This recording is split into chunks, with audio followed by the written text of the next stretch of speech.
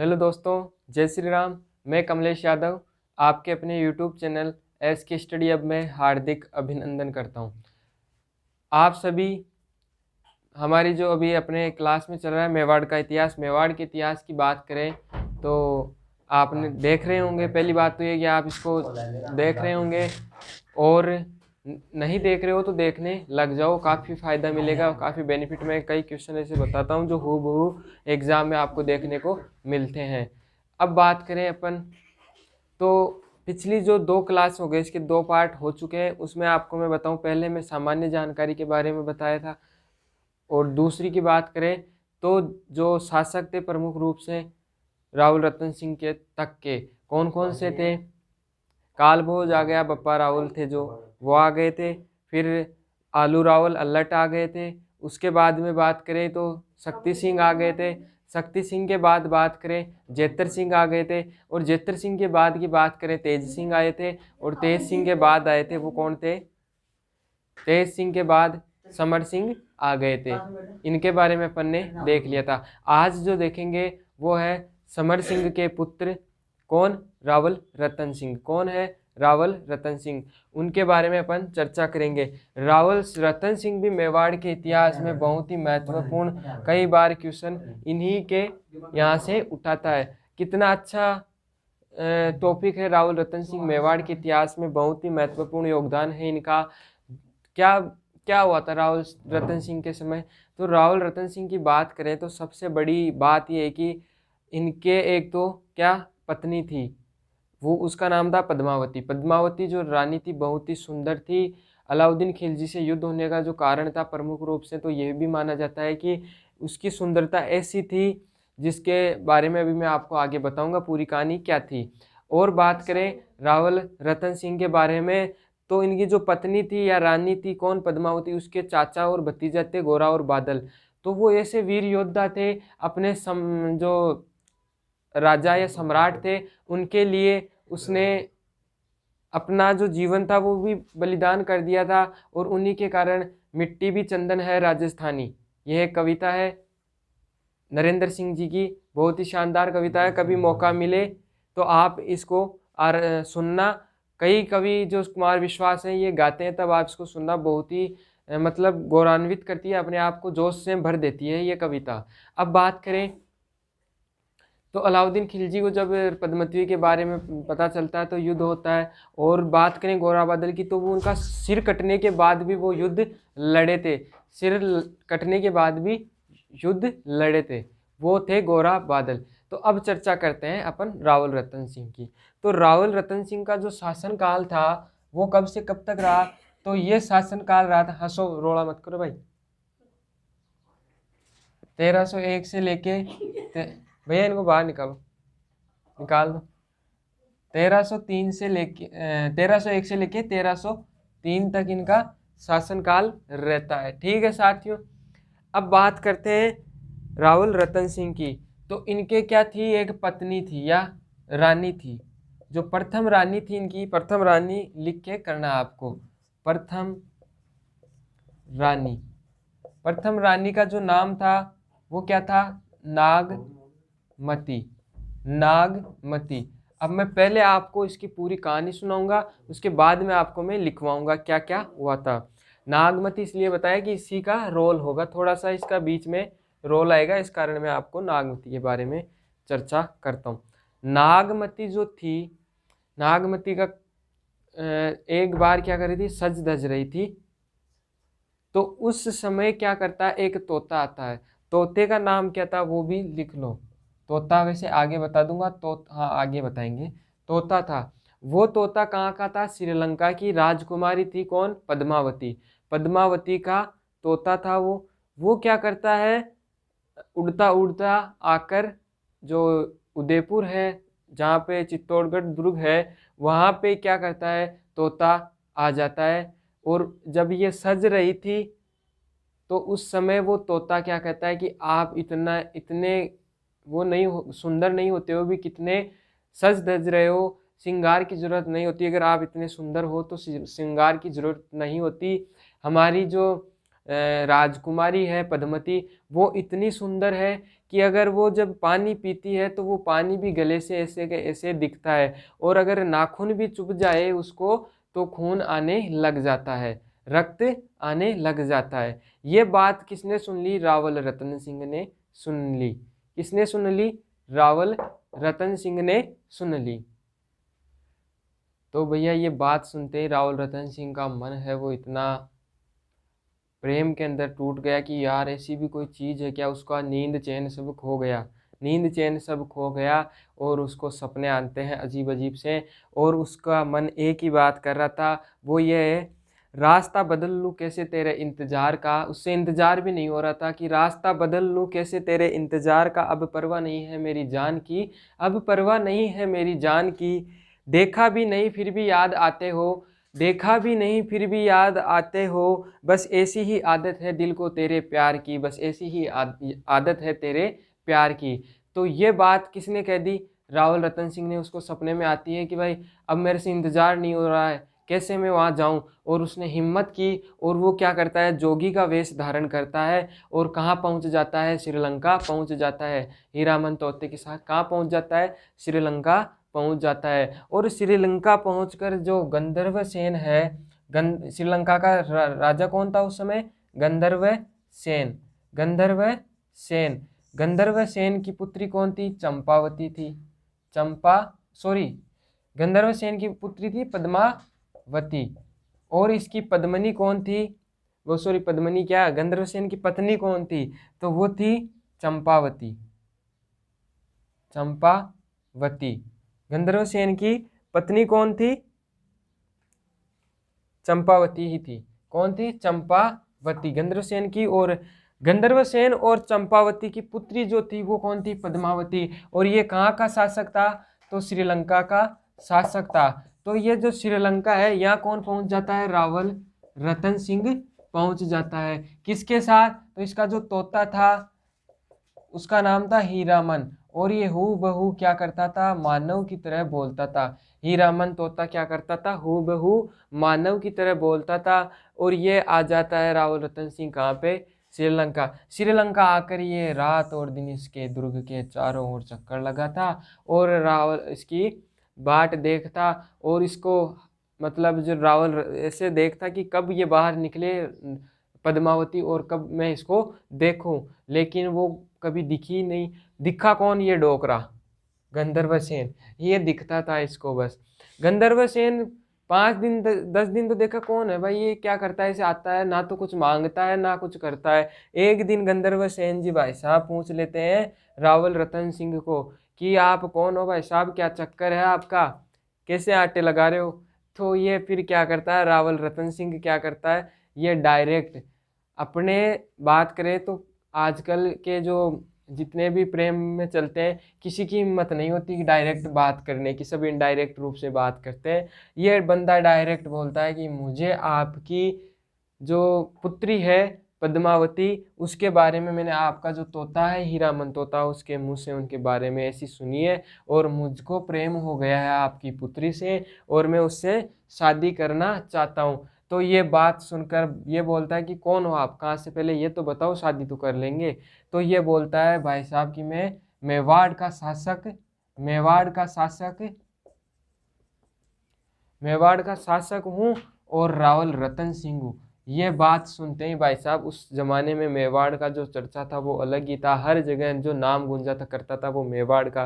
कितने प्रतापी राजा थे मेवाड़ के। ये बात सुनते ही भाई साहब गंधर्व सेन जी ने तो बिल्कुल मना भी नहीं किया, और डायरेक्ट हाँ भर के शादी की तैयारियों में जुट गया। शादी की तैयारियों में जुटकर भाई इनकी जो पद्मावती थी और रावल रतन सिंह, इन दोनों की क्या करता है? शादी करता है। शादी करने के बाद क्या क्या होता है? यहाँ पे एक इनका पंडित था, इनके दरबारी पंडित था, उसका नाम था राघव चेतन। कौन सा था? राघव चेतन। राघव चेतन क्या करता है? इन्हीं के साथ जब इनकी विदाई हुई, किन किन की? इनकी विदाई हुई, जब शादी होने के बाद विदा करते हैं तो रावल रतन सिंह और पद्मावती थी, इनके साथ ये पंडित भी शामिल हो गया, और दो इसके चाचा और भतीजा, चाचा भतीजा थे किसके? पद्मावती के, उनका नाम क्या था? गोरा और बादल। बहुत ही प्रतापी शासक, ये प्रतापी सैनिक थे, बहुत ही साहसी योद्धा थे। गोरा और बादल ये दोनों क्या थे? चाचा भतीजा। गोरा बादल भी साथ जाते हैं राघव चेतन के साथ। कहाँ पे? कुंभलगढ़ दुर्ग के अंदर क्या होती है? इनकी एंट्री होती है। और अब यहाँ पे एंट्री होने के बाद जब इनका ये दोनों आ जाते हैं, तो ये राघव चेतन क्या है, जब भी रानी राजा के साथ जब ये दरबार में आकर बैठते थे कुछ करने के लिए, तो ये राघव चेतन क्या था? ये बहुत ही, ये था तो ब्राह्मण, लेकिन इसकी दृष्टि थी वो गलत थी। ये क्या करता था? नजरें डालता था किसके ऊपर? पद्मावती के ऊपर। राजा बैठा रहता था, राजा कुछ पूछता, इसको कोई पता ही नहीं है क्या बोल रहा है। इसको अच्छा पद दिया था इसने, रावल रतन सिंह ने दरबार के अंदर। बहुत क्या यार, अब इसके ससुराल का था तो ससुराल वालों की इज्जत करनी पड़ेगी, तो ये तो इज्जत के साथ इसको अच्छा पद दे दिया और इसको। लेकिन ये दरबार में बैठा बैठा किसको? पद्मावती को देखता था और इसके ऊपर नजरें डालता था। इसका अभी भी जो मन था ये था कि मैं इसको कैसे, जैसे इस रानी को। और ये क्या था? जादू टोने की विद्या भी जानता था, जादू टोना करने लग गया भाई साहब पद्मावती के ऊपर। इस बात का पता किसको चलता है? रावल रतन सिंह को इस बारे में पता चलता है। और रतन सिंह क्या करता है? इसको दरबार से निष्कासित कर देता है, दरबार से निकाल देता है। निकालने के बाद क्या करता है? आप सभी जानते हो कि जब हम जो अपना दुश्मन रहता है उसके साथ कुछ गलत करते हैं, तो वो क्या करता है? जो अपने से ज़्यादा मतलब जिसके पास जोर हो उसको जाकर बड़ा चढ़ाकर बातें कहता है, जिसके कारण वो अपने से अपना बदला पूरा कर सके। तो ये भी क्या करता है भाई साहब? मेवाड़ से निकलकर दिल्ली पहुंच जाता है, दिल्ली कूच करता है। और यहाँ का जो शासक था उस समय वो था अलाउद्दीन खिलजी। कौन था? अलाउद्दीन खिलजी। अलाउद्दीन खिलजी के पास जाकर ये बोलता है कि आप क्या शासक हो, क्या राजा हो आप? राजा तो वो मेवाड़ी है, रावल रतन सिंह, जिसके इतनी अच्छी पत्नी है, इतनी अच्छी रानी है कि अगर वो, जब उसको शीशे की भी जरूरत नहीं है, शीशे की भी जरूरत नहीं है, वो जब पानी पीती है तो उसका जो पानी है कंठ से ऐसे का ऐसा दिखता है। अगर उसके नाखून भी चुभ जाए तो रक्त निकलने लगता है। क्या निकलने लगता है? रक्त। ये बातें सुनता है और उसको ऐसे करके भड़का देता है। किसको? अलाउद्दीन खिलजी को।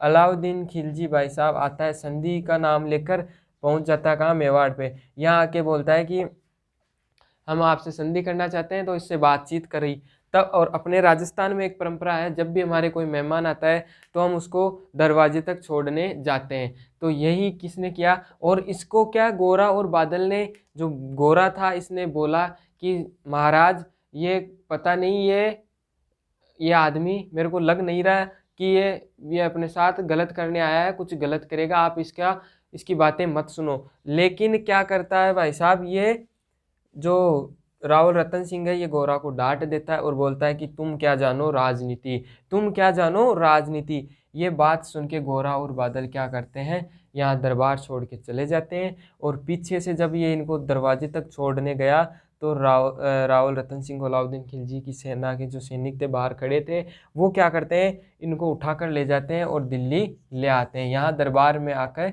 चले जाते हैं। और फिर इसने क्या भेजा? संदेश भेजा मेवाड़ के अंदर कि अगर आप अपने महाराजा को बचाना चाहते हो तो 10 दिन के भीतर आपको रानी पद्मिनी को दिल्ली लाना होगा और आप अपने महाराजा को बचा सकते हो, नहीं तो बाद में पछताओगे। ये बात जब पद्मावती को पता चलती है तो उसके बस मन में दो ही आदमी आते हैं, वो थे गोरा और बादल। गोरा और बादल थे ही नहीं। फिर वन वन भटकी कौन? रानी पद्मावती वन वन भटकती है। और वहाँ भटकने के बाद क्या करती है? इसको कैसे, जैसे वन के अंदर कौन मिल जाते हैं? ये गोरा और बादल मिल जाते हैं पद्मावती को मिलने के बाद क्या होता है? पद्मावती जाकर गोरा बादल को कहते हो कि क्या तुम इतने वीर योद्धा होकर आप क्यों इतनी छोटी सी बात पे नाराज हो जाते हैं? तो ये क्रोध की ज्वाला में क्या जल रहा था? कौन? गोरा बादल। किसी को डांट देते हैं बिना कुछ अच्छी बात होते हुए भी तो फिर बुरा लगता है, तो ये बात से नाराज होकर आए। तो इसके मन में अभी भी ज्वाला भरी हुई थी। ये बोलता है कि मैं क्या जानूँ, मैं तुझ सेना नायक क्या जानूँ राजनीति, तो ऐसे करके उनको करता है, तो वो जो पद्मावती है वो इनके पैरों में गिर जाती है। ये सुनकर देखकर गोरा बादल पीछे खिसक गया और बोलता है कि रानी आप ये क्या कर रही हो, मेरे सामने ऐसा मत करो। फिर ये इनकी बातें सुनकर वहाँ से आता है कि मैं आपको वादा देता हूँ, शीश कटेगा तो भी जो रावल रतन सिंह है इसको मेवाड़ पूछाऊंगा, चाहे कुछ भी हो जाए रावल रतन सिंह को एक खरोच भी नहीं आएगी, कुछ भी आँच नहीं आने दूंगा मेवाड़ी शासन को। तो ये यहाँ से फिर क्या करते हैं, गोरा बादल ने सेना बनाई और एक लुहार को क्या करता है, डोली के अंदर बैठा ले जाता है पद्मावती का। भाई ये पद्मावती है डोली के अंदर, और किसको लेके जाते हैं, लोहार को, और ये ले जाते हैं भाई साहब दिल्ली। दिल्ली जाने के बाद क्या होता है, यहाँ पे अपनी जो योजना बनाई हुई थी ये सारी कर ली, और कहते हैं कि वहाँ पे अंतिम बार गोरा ने बादल से कहा था कि आ बादल कि इस बार तेरा काका ला, अंतिम बार मतलब तेरे को गले लगा लूं, पता नहीं अब गले लगना होगा या मिलना होगा नहीं, आज जो है अपना अंतिम दिन हो सकता है। ये कहकर इसको गले लगाया और गोरा ने कहा काका ठीक है, वो सॉरी बादल ने कहा कि काका जो आप कहोगे मैं वैसा ही करूँगा। और इतने वीर फिर क्या करते हैं कि ये राजा को मुक्त कराते हैं और वहाँ के जो सैनिक थे उनकी गर्दनें काट काट के पटक दी। कैसे, जैसे जो महाराज थे रावल रतन सिंह, इन्होंने इनको मुक्ति कराकर जो इनकी योजना थी उसके अनुसार बाहर निकाल दिया। फिर जब अलाउद्दीन खिलजी की सेना को पता चलता है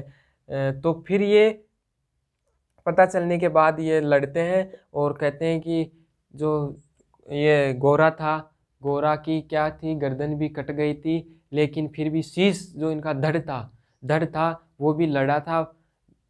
मतलब इतनी बुरी तरीके से इनकी जो मुस्लिम सेना थी इसको इस तरह से चुन चुन के मारा था बहुत बुरी तरीके से। रावल रतन सिंह सुरक्षित कहाँ पहुँच गया था, यहाँ पर पहुँच गया था। ये तो थी छोटी सी कहानी। अब एक कुछ इतिहासकार ऐसा बताते हैं कि रावल रतन सिंह सेना लेकर जाता है और फिर वापस ये जाते हैं कहाँ पर,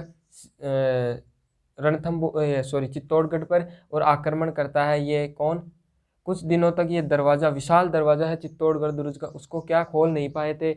लेकिन फिर क्या होता है, ये दरवाज़ा खोल लेते हैं। अब अलाउद्दीन खिलजी क्या करता है, आक्रमण कर देता है रणथंभौर दुर्ग पर। और यहाँ पे क्या करती है रानी पद्मती और जो इनकी नागमती थी, ये 1600 अन्य महिलाओं के साथ क्या करती है, जोहर करती है। और जो मेवाड़ी ये रावल रतन सिंह है, इसको बहुत खली थी, उस दिन बहुत रोया था कि गोरा बादल होते तो आज मेरे को कुछ नहीं होता, उसने वहाँ से बचा के निकाल दिया, लेकिन यहाँ अब मेरा क्या होगा, ऐसे करके बहुत उसको सच में उसको याद आई थी, खली खिली थी उसको। मतलब ऐसे कहानी है, बहुत अच्छी कहानी है, सुनना आप कभी। फिर ये गोरा बादल की याद आती है और रावल रतन सिंह ने केसरिया किया, और इस प्रकार से ये मेवाड़ का प्रथम और राजस्थान का द्वितीय शाखा हुआ कब, 1303 के अंदर ये शाखा होता है। ये अलाउद्दीन खिलजी के द्वारा होता है। ठीक है, ये इतनी सी बात है। अब मैं आपको बताता हूँ जो लिख लिख के अपन को क्या याद करना है। ठीक है साथियों, ये छोटी सी कहानी थी, इसको आप देखना। अब है लिखने का काम।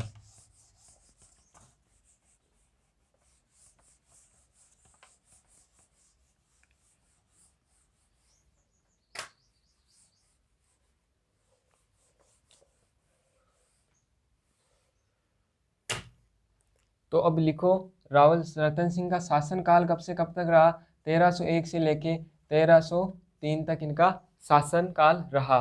किसके पुत्र थे ये, आपको कल बताया था, समर सिंह के पुत्र थे। और समर सिंह के पुत्र थे, और क्या करना क्या है इनके बारे में, जो इनका एक भाई था, या मतलब समर सिंह का जो पुत्र था वो रतन सिंह का भाई था, उसका नाम था क्या, कुंभकर्ण। क्या नाम था, कुंभकर्ण। कुंभकर्ण ने नेपाल में क्या की थी, गुहिल वंश की स्थापना की थी। नेपाल में गुहिल वंश की स्थापना की, नेपाल में गुहिल वंश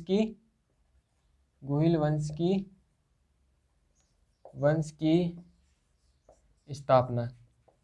ठीक है, अब बात करें और क्या थी बात, पुत्र हो गया, इनकी रानी कौन थी, रानी कौन कौन सी थी वो आपको बता दूं, वो थी कौन, प्रथम जो रानी थी वो तो थी नागमती। कौन सी थी? नागमती। दूसरी जो प्रमुख रानी थी वो थी कौन? यहाँ लिखो आप, वो थी पद्मावती। पद्मावती कौन थी? पद्मावती। पद्मावती थी, ये कहाँ की थी? श्रीलंका की राजकुमारी। श्रीलंका की राजकुमारी थी। पिता कौन थे इसके? गंधर्व सेन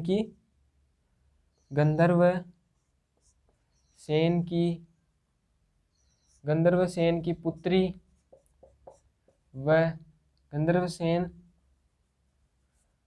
सेन व चंपावती की पुत्री थी। किसकी पुत्री थी? गंधर्व सेन और चंपावती की पुत्री थी। पद्मावती का तोता था, तोते को याद जरूर करना है, कई बार जरूर करना है। वो क्या था? तोता था हीरामन तोता। हीरामन तोता की क्या विशेषता है? मानव की तरह हूबहू बोलता है। कौन बोलता है? हीरामन तोता। हीरामन तोता कहाँ का प्रसिद्ध है? मुकुंदरा हिल्स, जो कोटा का मुकुंदरा हिल्स है, झालावाड़ वाला, जो झालावाड़ कोटा की सीमा पर स्थित है मुकुंदरा हिल्स, हीरामन तोते वहाँ के प्रसिद्ध है। कहाँ के है? मुकुंदरा हिल्स के। कहाँ के? मुकुंदरा हिल्स के, जिसको दर्रा वन्य जीव अभ्यारण्य भी कहते हैं। आगे बात करें तो इसके चाचा व भतीजा का क्या नाम था? चाचा भतीजा कौन था भाई साहब? वो था गोरा तो क्या था? चाचा था। और बादल क्या था? भतीजा था। गोरा चाचा और भतीजा थे, गोरा बादल। ठीक है। किसके थे? पद्मावती के थे। किसके थे? पद्मावती। और पद्मावत एक फिल्म भी बनी थी, उसमें रावल रतन सिंह का जो रोल निभाया था वो किसने निभाया था? शाहिद कपूर ने। किसने? शाहिद कपूर ने। और पद्मावत का जो पद्मावती का जो रोल निभाया था वो किसने निभाया था? दीपिका पादुकोण। कौन थी? दीपिका पादुकोण। और रणवीर कपूर जो था वो किसका निभाया था? वो अलाउद्दीन खिलजी का। और जॉनी देओल है वो किसका निभाएगा? राघव चेतन का। जॉनी लीवर है, राघव चेतन का रोल निभाता है। तो आप लिखो। अब आगे बात करते हैं अपन, जो साथ में आया था राघव चेतन लिख के आप ऐसे कर लेना। राघव चेतन वैसे आपको पता ही हो गया था कौन था? ये श्रीलंका का ब्राह्मण था जो इनके साथ आया था। और राघव चेतन जो था जादू टोने व तांत्रिक था, जो क्या करता था? पद्मावती को चाहता था। ये इसकी बात हो गई। अब अपन बात करें आगे,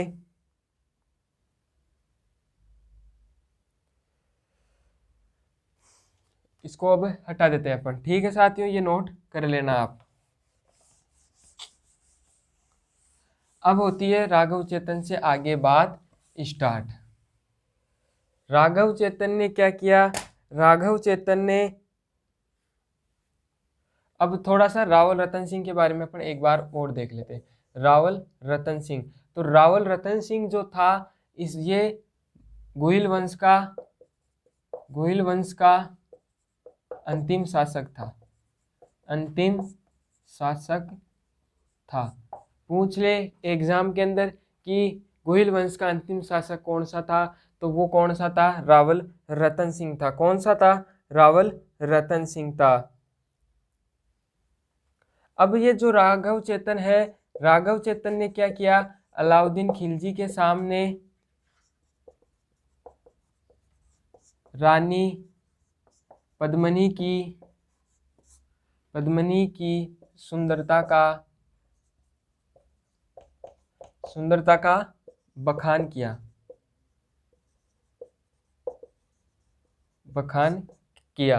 इस कारण क्या करता है? अब युद्ध होगा। क्या होगा? युद्ध होगा। खिलजी ने अब क्या करता है? खिलजी ने पद्मावती को पाने के लिए 1303 में चित्तौड़ पर आक्रमण किया। कहाँ पर? चित्तौड़ पर आक्रमण, चित्तौड़ पर आक्रमण किया।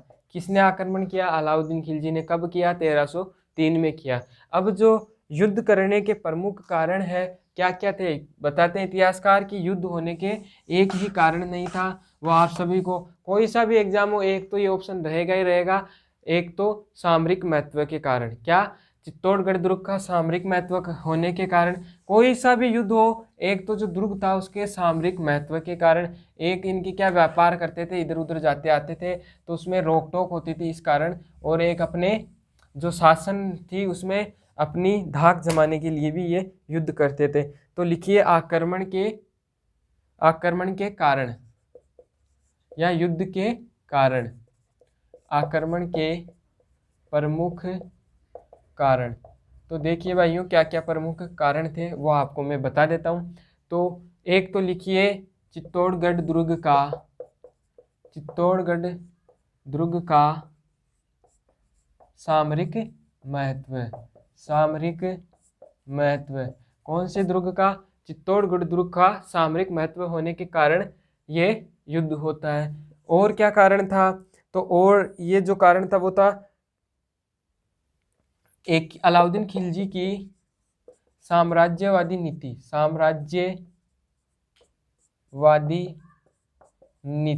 क्या थी? साम्राज्यवादी नीति थी। और क्या था?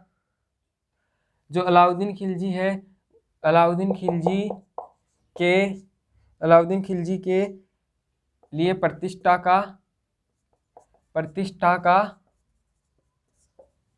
का सवाल, मतलब जब उसको दिल्ली से छुड़ा लिया राव रतन सिंह को, तो बताओ अलाउद्दीन खिलजी की क्या प्रतिष्ठा रही होगी, क्या शासक था ये, दिल्ली का इतने बड़े शासक होकर भी ये एक जो मेवाड़ छोटा सा टुकड़ा है उसके भी मात दे दी थी इसको। तो ये इसकी प्रतिष्ठा के लिए एक सवाल पैदा हो गया था। और चित्तौड़गढ़ दुर्ग का बढ़ता हुआ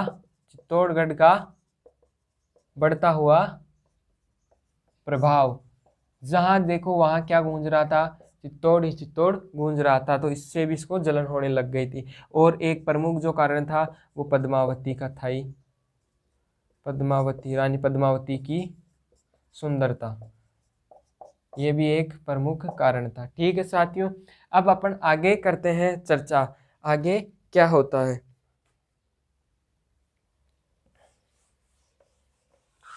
अब होगा भाई साहब युद्ध, ये तो हो गए इसके। अब 1303 में जो युद्ध होगा उसके बारे में देखते हैं। तो लिखना 25 अगस्त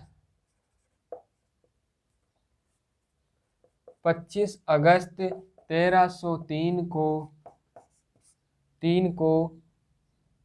चित्तौड़गढ़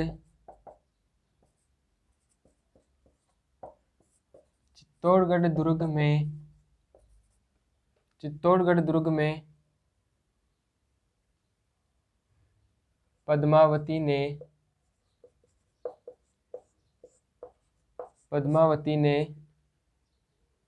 1600 अन्य महिलाओं के साथ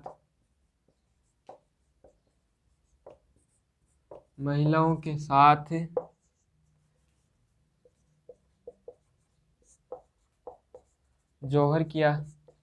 क्या किया? जौहर किया। वह रावल रतन सिंह ने रावल रतन सिंह ने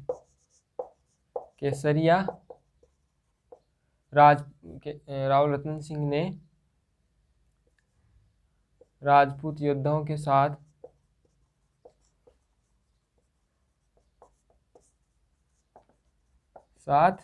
केसरिया किया। केसरिया और जौहर दोनों मिलके क्या कहलाते हैं? साका कहलाते हैं। तो लिखो आगे 1303 का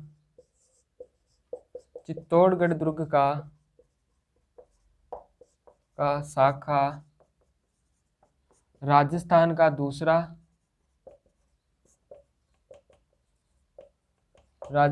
दूसरा व मेवाड़ का प्रथम शाखा था। एग्जाम में अगर आपको पूछ ले कि मेवाड़ का प्रथम शाखा कौन सा था, वो था 1303 का।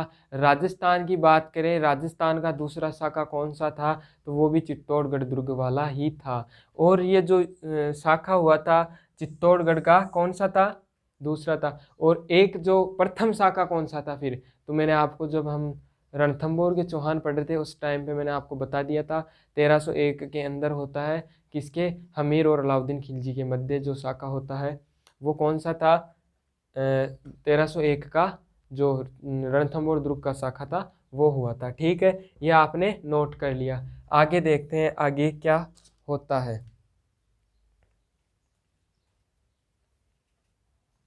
और गोरा बादल, वो पहले बता ही दिया, गोरा बादल युद्ध करते हुए वीर गति को प्राप्त हुए। लिख लो, ये लाइन भी लिख ही लो।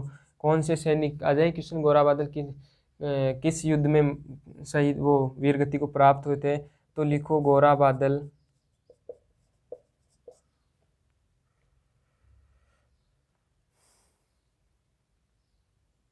गोरा बादल युद्ध करते हुए युद्ध करते हुए युद्ध करते हुए वीर गति को प्राप्त हुए। अब एक लाइन गोरा बादल के लिए मैं आपको कहना चाहूँगा, वीरों ने किया था केसरिया बाना, वीरों ने किया था केसरिया बाना, माँ पद्मिनी हुई थी जौहर में सती, रानी पद्मिनी हुई थी जौहर में सती। कैसे भूल जाएं गोरा बादल को, कैसे भूल जाएं गोरा बादल को, जिनके रण से वीर गति हुई थी, जिनकी रण में वीर गति हुई थी, जिनकी रण में वीर गति हुई थी। तो ये गोरा बादल के लिए है। ठीक है साथियों, अब आज आगे देखें अपन, तो वो क्या है,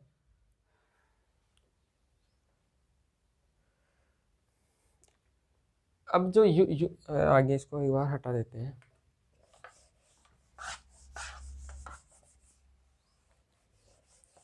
तो बताओ कब हुआ था युद्ध, शाखा ये, तो 25 अगस्त 1303 में ये शाखा हुआ था। अब आगे बात करें तो चित्तौड़गढ़ दुर्ग को विजय के बाद, लिखो अलाउद्दीन खिलजी ने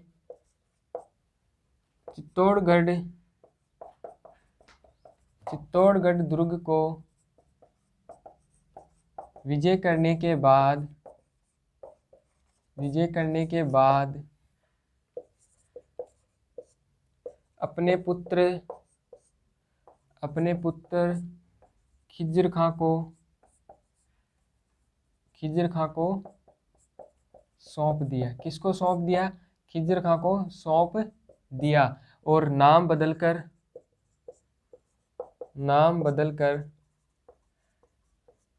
खिजराबाद कर दिया। क्या नाम कर दिया, खिजराबाद कर दिया। तो आपको पूछ ले कौन से दुर्ग का अलाउद्दीन खिलजी ने नाम बदलकर खिजराबाद कर दिया था, तो याद रखना चित्तौड़गढ़ दुर्ग का। और चित्तौड़गढ़ दुर्ग को जीत कर किसको सौंपा था, तो खिज्र खां को सौंपा था। खिज्र खां क्या करता है, थोड़े दिन तक तो 5-6 महीने शासन करता है, और फिर ये जो मुच्छाला मालदेव है, किसका था, कानड़देव चौहान का भाई था ये, इसको ये दुर्ग सौंप देता है। किसको, कानड़देव चौहान को ये, सॉरी कानड़देव चौहान के भाई मुच्छाला महादेव को ये सोनगरा जो मुच्छाला मालदेव था उसको ये सौंप देते हैं। अब आगे बात करते हैं अपन, तो थोड़ा सा इसके बारे में देख लो। खिज्र खां ने क्या क्या किया था, खिज्र खां, तो लिखो खिज्र खां ने गंभीरी नदी पर पुल का निर्माण करवाया। गंभीरी नदी पर पुल का निर्माण करवाया। ठीक है, और क्या करवाया भाई खिज्र खां ने, तो खिज्र खां ने यहाँ पर धाईबा पीर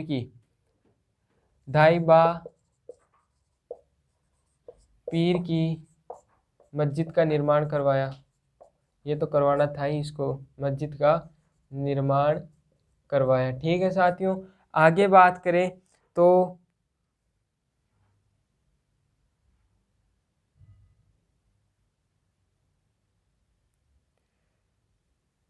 और अब आगे बात करें अपन, तो अमीर खुसरो भी इसके समकाल इस युद्ध को ने आंखों देखा वर्णन किया है।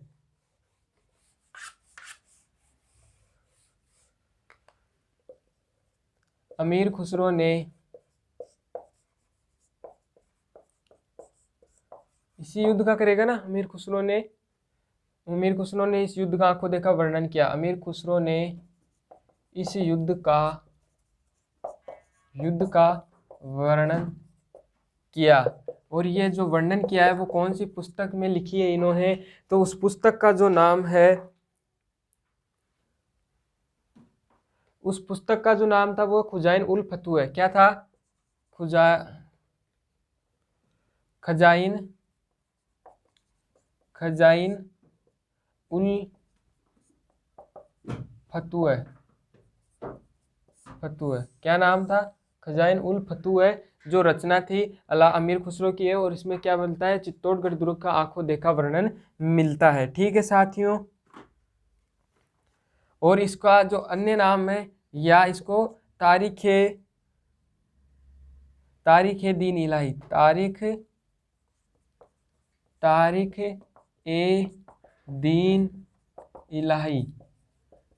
ए दीन इलाही भी इस रचना को कहते हैं। ठीक है साथियों, और एक शासक और था जिसने इस युद्ध का वर्णन किया है। उस युद्ध जो रचनाकार है उसका नाम क्या था?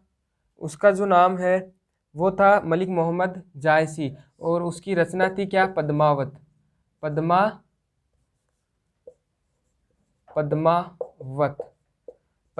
रचना किसकी है? तो यह है मलिक मोहम्मद जायसी की। किसकी है? मलिक मोहम्मद जायसी की द्वारा ये रचना लिखी हुई है। और ये किस भाषा में लिखी गई है? तो ये अवधी भाषा में लिखी गई है। अवधी भाषा में। पूछ ले पद्मावत कौन सी भाषा में लिखी गई है, तो भाई साहब ये अवधी भाषा में लिखी गई है। कौन सी भाषा में? अवधी भाषा में लिखी गई है। ठीक है, और जो ये कब लिखी गई थी? तो ये 1540 में लिखी थी। कब लिखी थी? 1540 में लिखी थी। और इस रचना का जो समर्थन है वो कौन करता है? कर्नल जेम्स टोड इस बात का समर्थन करता है कि हाँ, आप जो कह रहे हो, जो इसमें पद्मावत में आपने लिखा है वो एकदम सही है। और इसका जो विरोध करते हैं या इसका जो साथ नहीं देते हैं सूर्यमल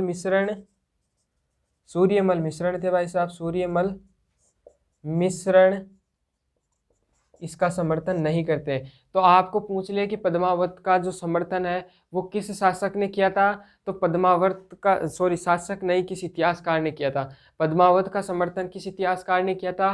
तो वो किया था कर्नल जेम्स टोड ने। और समर्थन नहीं किया था वो थे सूर्यमल मिश्रण। और एक छोटी सी चीज आपको और याद रखनी है, एक लिखी थी गोरा बादल की चौपाई। कहाँ लिखूं? यहाँ लिख लेना आप, गोरा बादल की चौपाई। गोरा बादल की चौपाई ये किसने लिखी? तो ये गोरा बादल की जो चौपाई है ये लिखी थी हेमरतन सूरी ने। हेमरतन सूरी। कई बार पूछा गया है कि गोरा बादल की चौपाई किसने लिखी थी, तो हेमरतन सूरी ने लिखी थी। तो साथियों, ये सिंपल जो साधारण तरीके से मैंने आज मेवाड़ के इतिहास के बारे में, राव रतन सिंह के बारे में आपको जो सामान्य जानकारी थी उससे आपको बताया है। उसके बारे में जो जितना मुझे आता था, जितना मुझे पढ़ने को मिला, वो सारा कुछ आपको बता दिया।